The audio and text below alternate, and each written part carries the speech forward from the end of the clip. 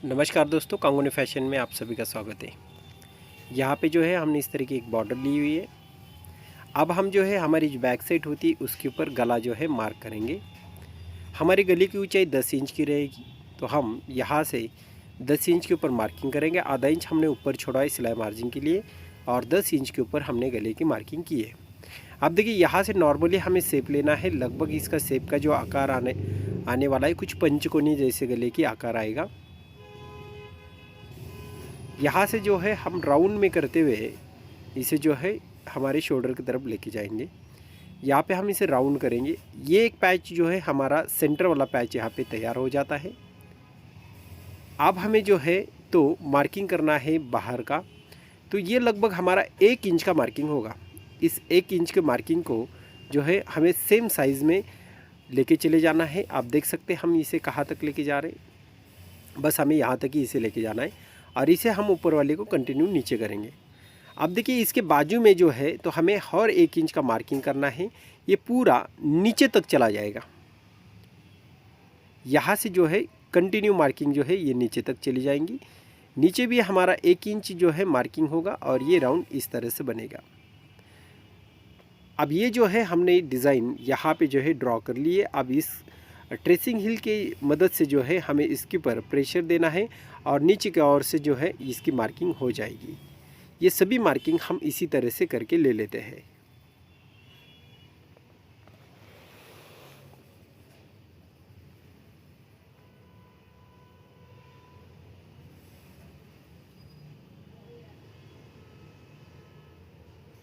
अब यहाँ पे मार्किंग होने के बाद हमारा कैनवस पेपर के ऊपर भी हम क्या कर लेते हैं, मार्किंग कर लेते हैं।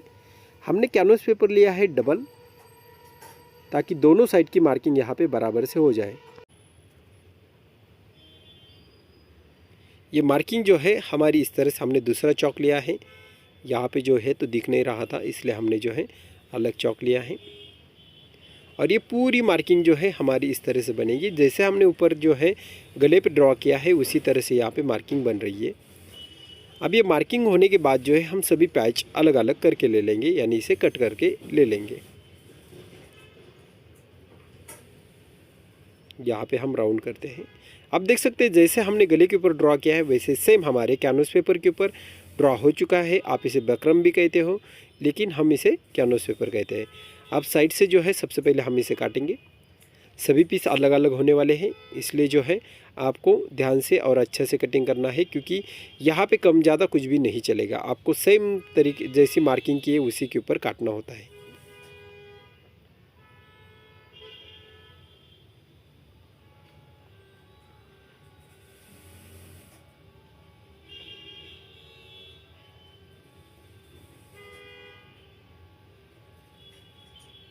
अब सबसे पहले हमारा जो है साइड का पीस यानी साइड का पैच तैयार हो चुका है। अब हमारा जो है सेंटर के बीच वाला यानी साइड वाले में और सेंटर में और एक पैच लगेगा, तो उस पैच को भी हम कंप्लीट कर रहे हैं।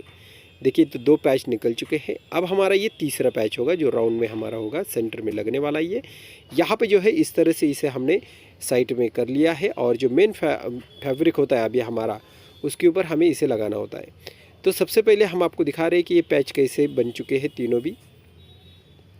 अब हमारी जो बॉर्डर है इस बॉर्डर के ऊपर हमें क्या करना है, इसे रखना है और जो है इसे प्रेस से चिपका लेना है।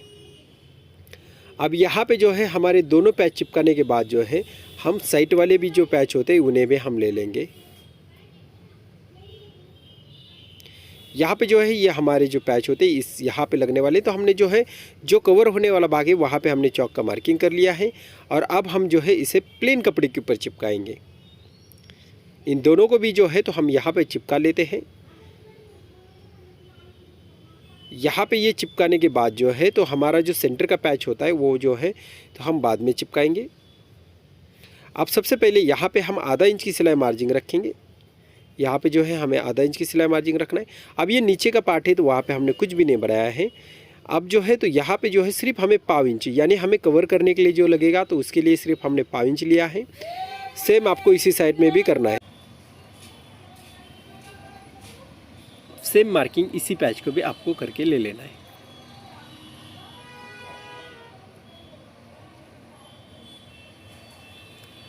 अब हमें क्या करना है, इसको भी जो है तो आधा इंच रखते हुए जो है मार्किंग कर लेना है और हमारे पैच जो है हम यहाँ पे कट कर लेंगे।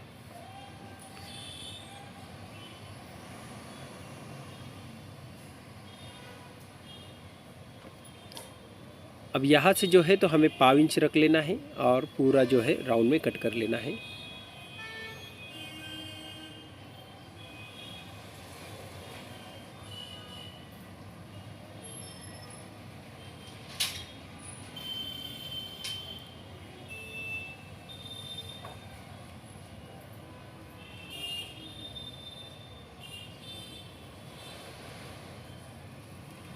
दूसरा पैच भी हमारे यहाँ पे कट होते हुए आ रहा है। अब हम जो है यहाँ पे इसे कट करेंगे।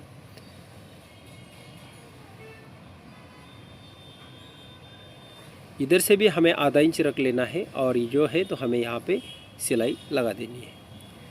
यहाँ पे जो है हमारे दोनों पैच रेडी हो चुके हैं। अब हमें जो है सेंटर वाला पैच ले लेना है। तो अब हम इसे भी काट लेते हैं। जैसी मार्किंग हो चुकी है उसी तरह से जो है हमें इसे कट करेंगे।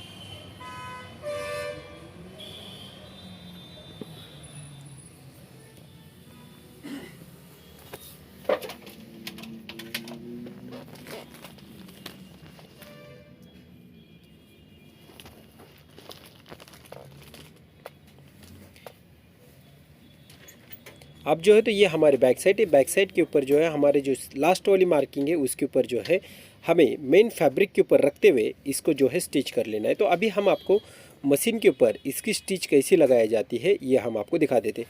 पूरा ड्रॉ देख सकते हैं आप, इस तरह से बन चुका है और ये पैटर्न भी आपका इसी तरह से बनने वाला है।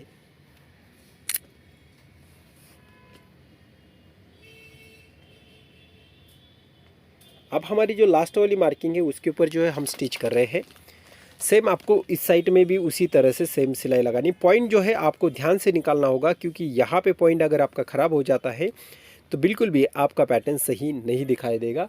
ये आपको ध्यान रखना ज़रूरी है। हर पॉइंट जो है तो आपको कट टू कट निकालना बहुत ज़रूरी होता है।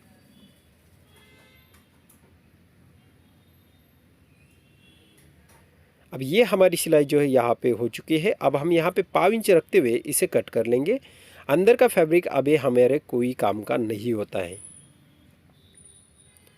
इसको हमने हटा दिया। अब दूसरी साइड हम कट कर रहे हैं। यहाँ पे जो है इन दोनों को जो है आपको यहाँ पे कट कर लेना है और साइड कर लेना है। ये दोनों कट होने के बाद हमें यहाँ पे छोटे छोटे नॉच लगाएंगे। याद रखना है आपको, जो भी आपका पॉइंट होता है वहाँ पे अच्छे से आपको कट लगाना बहुत ज़रूरी है। ये राउंड होता है इसलिए आपको कट लगा के ही इसे पट्टी करना होता है, तभी जाके वो अच्छा पलटी होता है। अब देखिए हम जो है यहाँ पे प्रेस टिप लगा रहे हैं।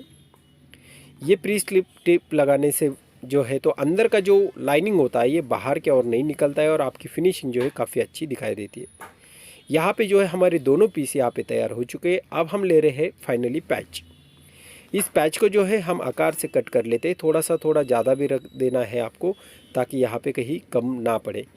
यहाँ पे जो है इस तरह से सिलाई लगा रहे। अब हम आ चुके हैं फिर से पॉइंट के ऊपर। पॉइंट जो है आपको अच्छा से बनाना है। पॉइंट के ऊपर ही आपका सबसे ज़्यादा जो है पैटर्न अच्छा दिखाई देता है। अब यहाँ पे हमने कट कर दिया है। दोनों भी हम यहाँ पे पैच तैयार कर चुके हैं इस तरह से। अब हम जो है यहाँ पे छोटे छोटे नॉच लगा रहे हैं और इसे जो है पलटी कर रहे हैं।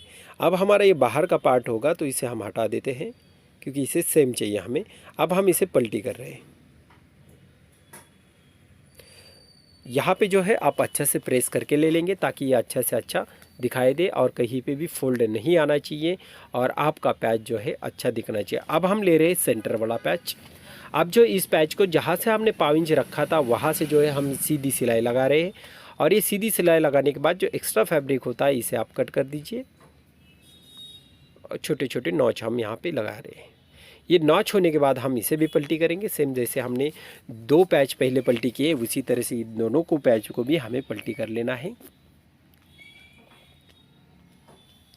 ये हमारे 4 पैच तैयार हो चुके हैं। अब हमारा सेंटर वाला पैच जो है ये करना है। तो हमने क्या किया, यहाँ पे कम बॉर्डर था तो हमने एक दूसरे को बॉर्डर ज्वाइन किया है और फिर ये नीचे सेंटर वाला पैच जो होता है इसे हमें ज्वाइन किया है। ये सबसे लास्ट वाला पैच होगा। हमारे 3 पैच है तो 3 में से 2 पैच तो हमने यहाँ पे ऑलरेडी ज्वाइन कर लिए। अब हमारा जो मेन बड़ा वाला पैच होता है उसके बाजू में जहाँ से कैनवस हमने चिपका वहाँ से हम सिलाई लगा रहे, ताकि हमें पता चले कि हमें कहाँ से इसे दबाना है।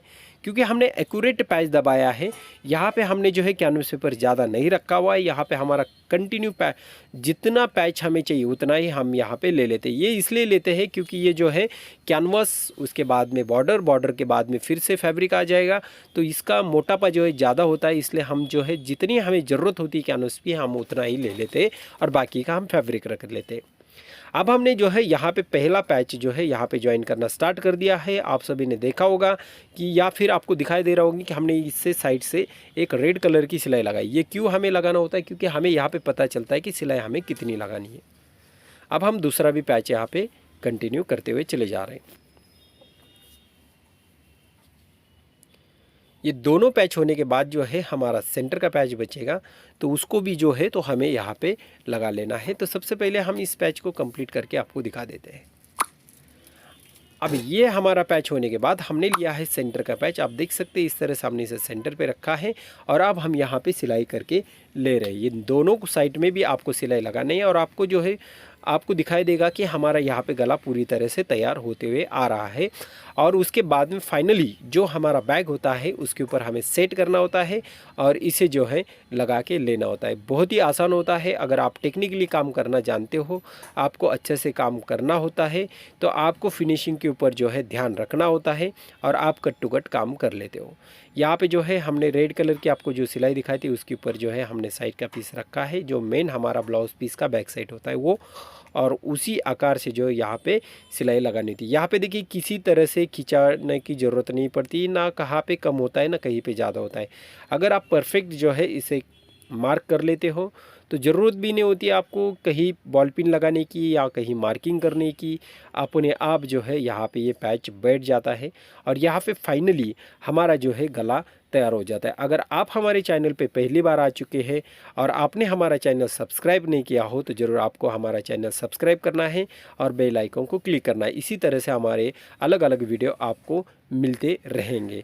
तो यहाँ पे जो है हमारी फाइनल जो है लेस लगने वाली है जो गले के साइड में है, उसके वजह से जो है तो ये काफ़ी अच्छा दिखाई देगा।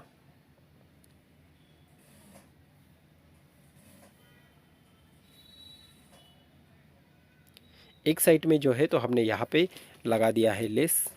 अब दूसरे साइड में भी हमें सेम इसी तरह से लेस लगा लेना है।